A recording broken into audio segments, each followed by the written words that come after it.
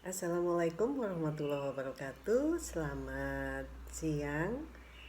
Kali ini saya Lulut Haridiani, peserta workshop Diklat PKA Agenda 2 akan memaparkan eh, tentang strategi pembelajaran yang akan dilakukan pada saat pelaksanaan pelatihan PKA di Pusdikmin Lemdiklat Polri.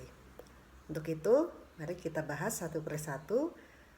Yang pertama adalah dasar hukum, yaitu berupa peraturan Lembaga Administrasi Negara nomor 6 tahun 2022 tentang perubahan atas peraturan Lembaga Administrasi nomor 5 tahun 2022 tentang penyelenggaraan pelatihan struktural kepemimpinan.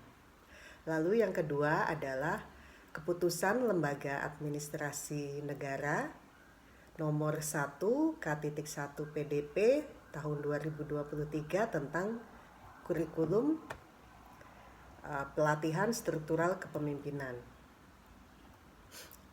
Berikut adalah tujuan pelatihan struktural.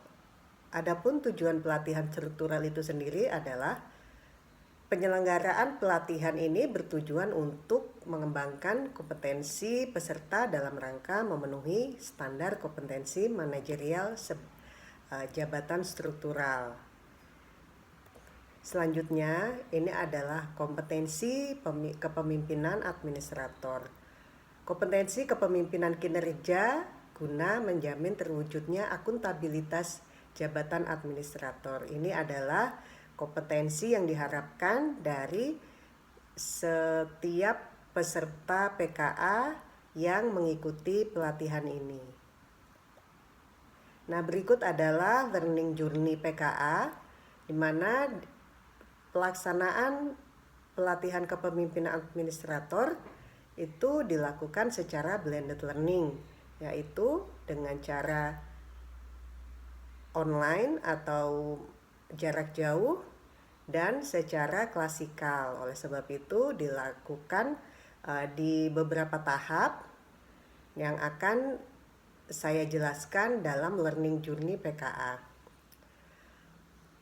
Waktu pelaksanaan atau pelaksanaan blended learning ini dimulai pada pembelajaran mandiri atau yang disebut dengan MOC.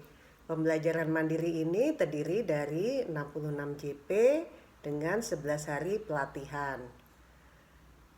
Ini dilaksanakan, seluruh peserta melaksanakannya melalui tempat kedudukan masing-masing atau di mana peserta itu tinggal maupun bekerja.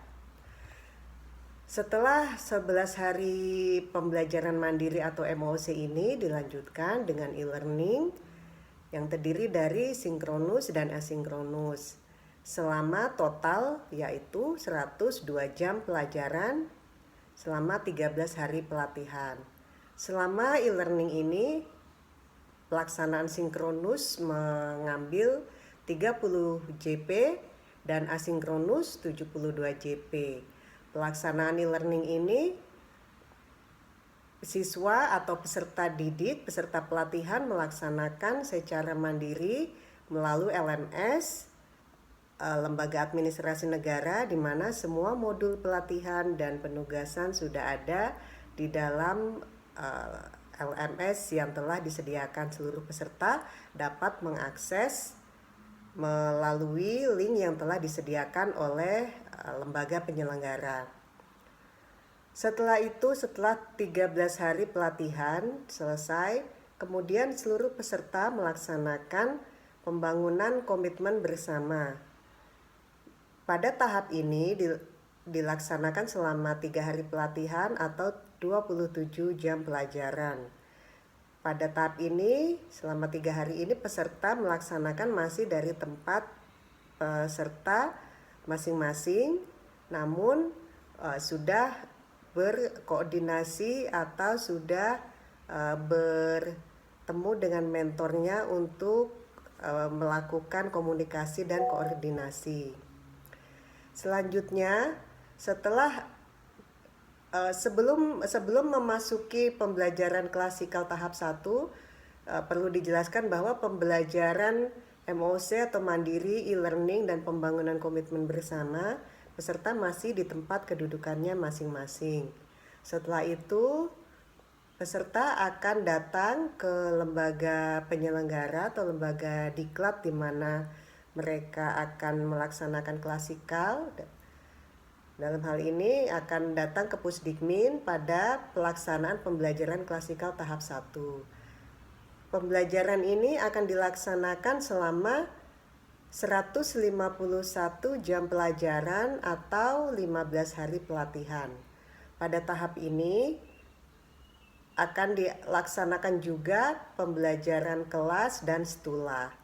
Masing-masing untuk pembelajaran kelas adalah selama 118 jam pelajaran dan untuk stula 33 jam pelajaran atau 11 hari dan 4 hari. Di sini peserta akan mulai menerapkan teori-teori yang telah didapat dari pembelajaran mandiri pada saat MOC dan mulai belajar mengaplikasikannya pada pelaksanaan stula. Untuk pelaksanaan stula dan klasikal ini kita bisa sebut sebagai collaborative learning karena di sini peserta melakukan koordinasi dan bekerja sama dengan beberapa pihak atau stakeholder yang terkait dengan bidangnya masing-masing. Setelah itu, peserta kembali ke tempat kedudukan peserta masing-masing untuk melakukan aktualisasi kepemimpinan kinerja. Aktualisasi ini dilaksanakan selama 60 hari pelatihan atau selama 540 jam pelajaran. Di sini peserta juga sudah mulai menyusun rancangan aksi perubahan yang di mana judulnya sudah melalui koordinasi melalui ACC dosen atau ACC mentor dan coach. Selanjutnya setelah melaksanakan 60 hari pelatihan ini, lalu peserta kembali lagi ke lembaga pendidikan atau Pusdikmin untuk melaksanakan pembelajaran klasikal tahap 2 selama 22 jam pelajaran atau 3 hari pelatihan. Pada tahap ini peserta sudah mempersiapkan untuk pelaksanaan seminar akhir perubahan dengan membawa secara lengkap semua produk atau RAP-nya yang telah disusun sebelumnya dan dipertanggungjawabkan pada saat seminar aksi perubahan yang kedua atau yang terakhir di depan penguji. Selama beberapa hari ini peserta tidak terlepas dengan koordinasi dengan mentor maupun coach untuk melakukan penyelesaian rancangan aksi perubahannya. Pada saat pembelajaran klasikal dan klasikal 1 dan 2 atau on campus, peserta diasramakan dan diberikan kegiatan penunjang kesehatan jasmani paling banyak 9 kali. Jadi di sini peserta tidak terikat untuk melaksanakan kegiatan olahraga bersama-sama, namun diberikan keleluasaan atau fleksibilitas untuk melaksanakan kegiatan jasmani ini selama paling banyak 9 kali. Lalu pada saat off campus, peserta dapat diberikan penambahan penguatan materi atau pembelajaran secara daring dengan coachnya masing-masing. Ini juga masih berdasarkan permintaan atau request dari peserta didik.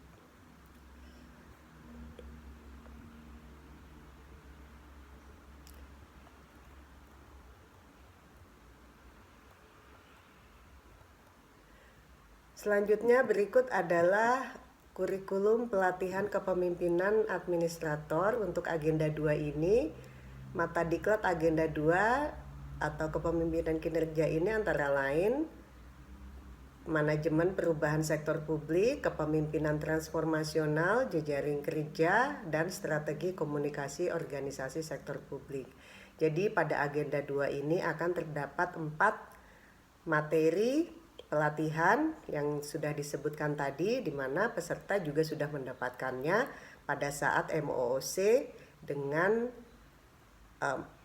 modul-modul di agenda lain yang juga sudah disediakan dalam LMS. Jadi peserta tinggal mengakses dan bisa dipelajari masing-masing.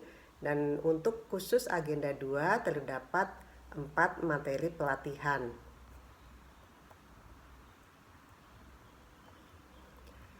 Kemudian untuk metode pelaksanaan diklat PKA itu sendiri akan dibagi dalam 3 tahap besar, yaitu yang pertama distance learning seperti yang saya jelaskan pada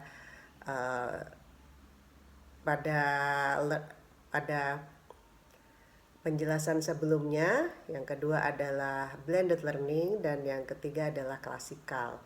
Untuk blended learning ini terdiri dari pelatihan mandiri atau MOC, distance learning, dan pembelajaran klasikal. Untuk tahap pertama pada MOC sebanyak 10 JP, peserta melaksanakannya secara mandiri atau self learning atau belajar mandiri. Pada tahap ini peserta bisa mengeksplorasi semua teori-teori atau materi-materi yang terdapat dalam modul. Lalu pada tahap kedua atau blended learning ini terdapat sinkronus sebanyak 6 JP, asinkronus 18 JP, dan klasikal tahap 1 sebanyak 21 JP. Pada tahap ini peserta bisa berinteraksi dengan pengampu atau dosen yang pada saat ini juga bisa menanyakan hal-hal yang ingin didiskusikan atau ingin disampaikan, karena pelaksanaannya adalah dengan e-learning. Dan pada saat klasikal tahap 1 juga bisa bertemu langsung dengan para pengampu sehingga peserta dapat lebih leluasa untuk berdiskusi dalam penyiapan rancangan aksi perubahan. Untuk tahap ketiga yaitu collaborative learning, ini pada klasikal kedua sebanyak 22 JP. Peserta sudah berada pada lembaga pendidikan. Selanjutnya berikut adalah strategi pembelajaran yang akan saya jelaskan berdasarkan alokasi waktu, yaitu pembelajaran sinkronus, asinkronus, dan klasikal. Untuk pembelajaran sinkronus dan asinkronus itu sendiri adalah termasuk pembelajaran distance learning yang totalnya adalah sebanyak 24 JP.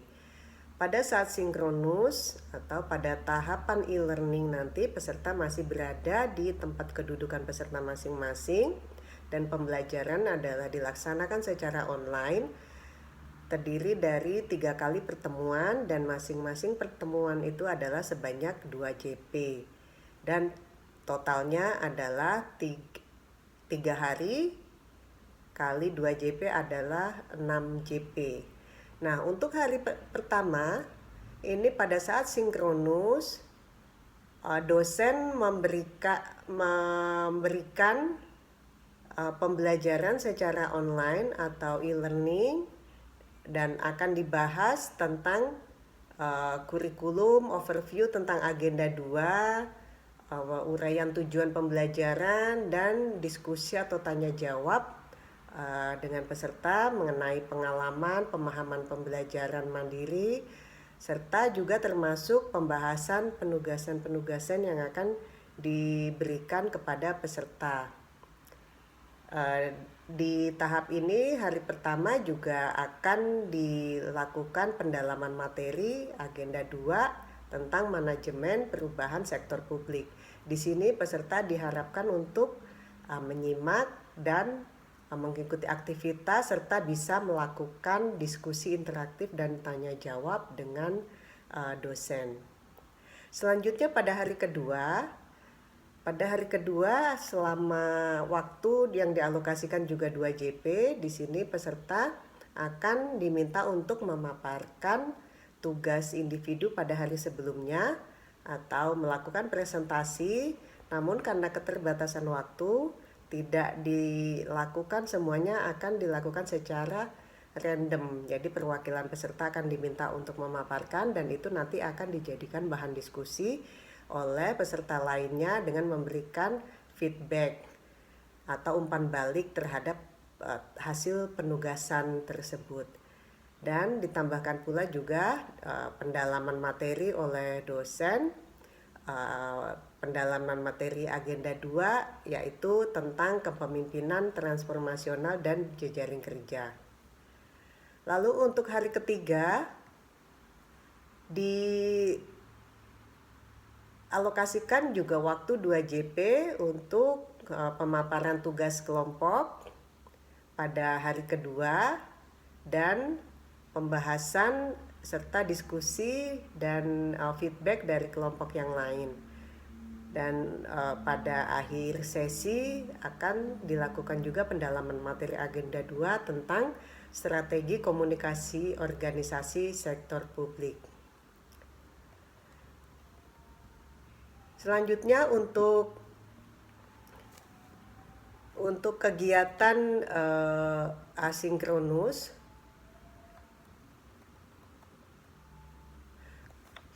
pada hari ke-1 kegiatan asinkronus yaitu di sini asinkronus peserta diminta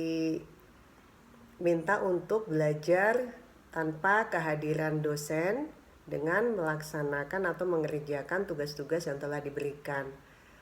Penugasan pada hari pertama adalah penugasan individu dengan menerapkan model perubahan Kotter dalam perubahan organisasi dan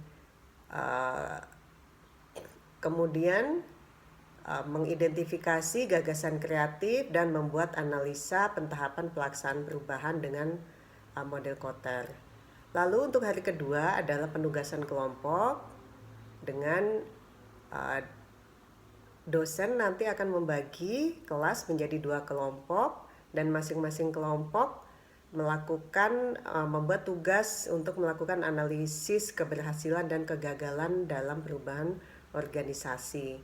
Nanti hasil penugasan dituangkan dalam bentuk slide dengan jumlah slide yang disesuaikan, namun nanti akan dipaparkan pada saat klasikal ataupun pada kegiatan sinkronus jika ada waktu yang masih bisa digunakan.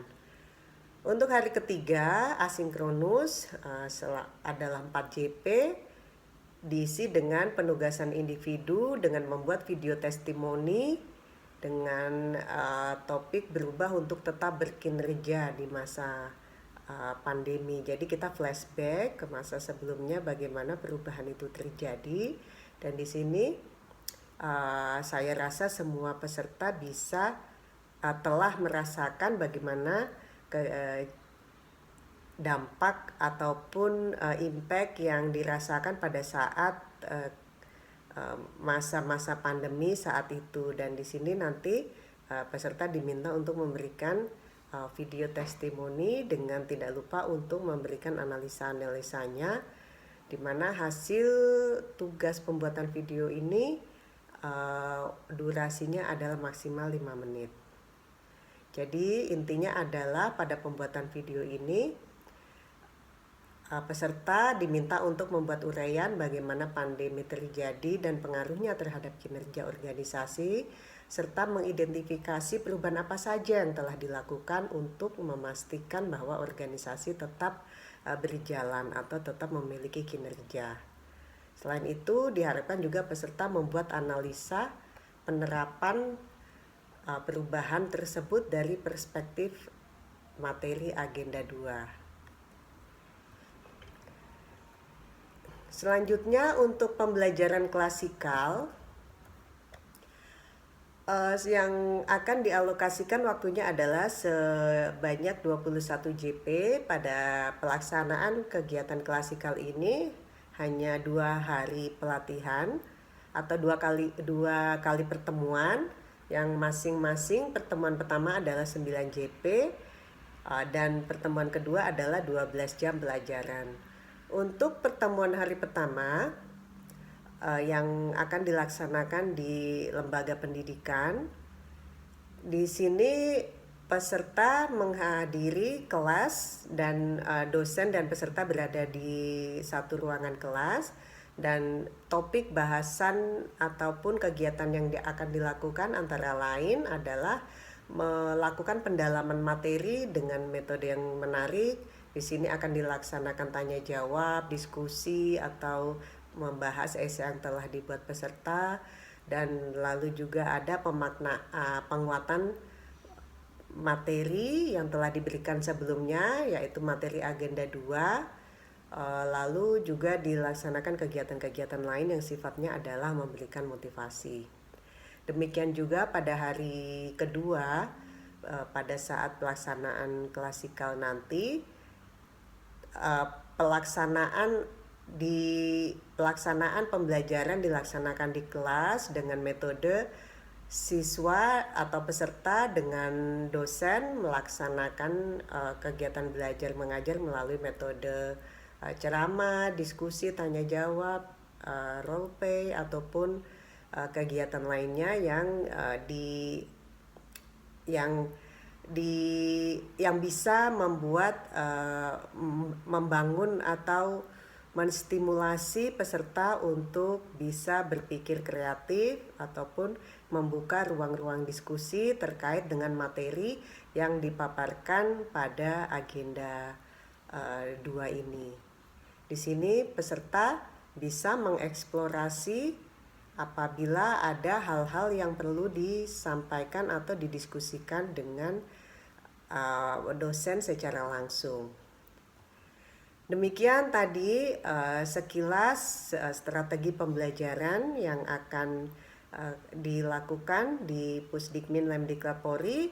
Semoga apa yang telah saya sampaikan bisa bermanfaat dan bisa memberikan insight dan pencerahan kepada calon-calon peserta PKA tahun 2025.